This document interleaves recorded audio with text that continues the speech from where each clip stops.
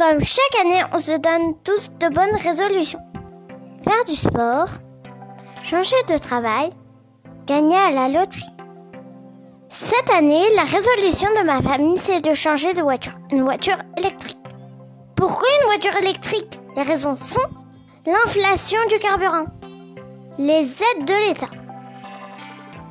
La Commission européenne signe la fin de la fabrication des moteurs thermiques en 2035, qui a pour l'objectif d'atteindre la neutralité CO2 en 2050. Avant d'acheter la voiture électrique, un ami à papa nous a gentiment prêté sa voiture pour un week-end. Et on a sauté sur l'occasion de partir en camping en bord de mer. Voiture et famille chargée, direction à la playa. Arrivé à mon port, la jauge s'allume pour faire le plein de l'électricité. C'est là papa se dit, où et comment vais-je charger le véhicule électrique? Mais grâce aux recommandations de l'ami à papa, il y a des applications mobiles qui nous trouvent des bornes publiques afin de recharger la voiture électrique. Application installée. Direction à la borne électrique la plus proche. Arrivé à la station de borne, toutes les bornes sont prises. 20, 30, 40 minutes de délai d'attente. Les bornes sont toujours occupées. On a décidé d'aller à une deuxième station de borne. Rebelote. 20, 30, 40 minutes après, les bornes sont toujours occupées. Troisième station de borne. 20, 30, 40 minutes et les bornes sont malheureusement occupées et impossible de réserver à l'avance. La frustration et la peur nous envahissent de rouler la batterie à plat. On a perdu toute l'après-midi de notre premier jour de week-end à ne pas réussir de recharger la voiture électrique. C'est un coup de défaite pour nous. La solution, c'est de rentrer au camping et de se brancher sur une prise de courant.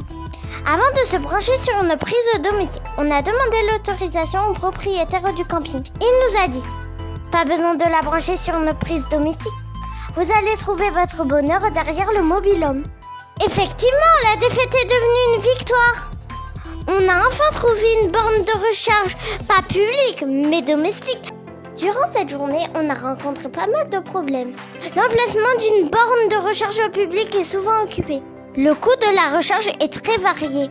Les bornes de recharge publiques ne sont pas réservables. En menant notre enquête, quelques chiffres.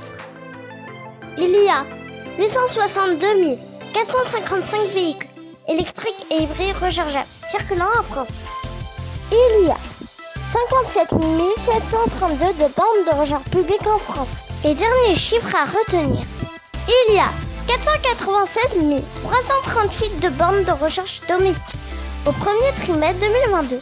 Et tout à coup une idée, un projet qui solutionnera tous ces problèmes. ChargeGeyser, une application de service, dont la promesse de valeur est d'offrir une solution simple, libre, flexible et pratique pour la charge de votre voiture électrique et hybride rechargeable. Les solutions. Point de recharge. Domestique directement chez le particulier, borne ou prise. Réservation d'un emplacement avec un point de recharge. Coût du service. Plus abordable, indexé sur le prix du kilowattheure de base. Vous vous demandez, pour quelle raison c'est un enfant qui parle? Nous les enfants, on est les futurs utilisateurs de la mobilité électrique. Cela fait partie de l'ADN de ChargeGeyser, le partage autour de la mobilité électrique.